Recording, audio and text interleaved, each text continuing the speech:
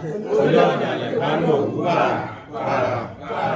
Àwọn onígbẹ́gbẹ́ bí ọdún ìdí ni alápàtà ọkùnrin asára léegun.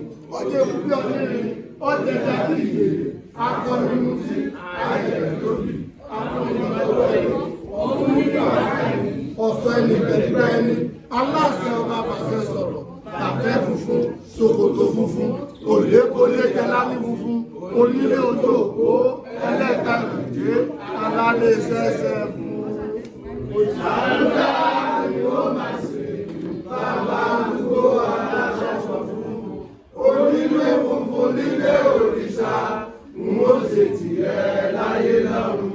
Fún mi lókun àtàgbà. Epo ànọ́tí, a ní ṣúgà, a ní àdú, a ní ìgbín, a ní òbí, a ní epo, a ní ẹja, a ní ìgbín ẹ̀rọ. Ará màá ní o. Wọ́n fún àwa tí a fẹ́ sọmọ ìlú lórúkọ, ará ní ní gbogbo wa. Ní báyìí, a máa bẹ̀rẹ̀ sí ní sọmọ ìlú lórúkọ. Ní apá Olódùmarè, ọmọ ẹ̀ ó sì máa yíye.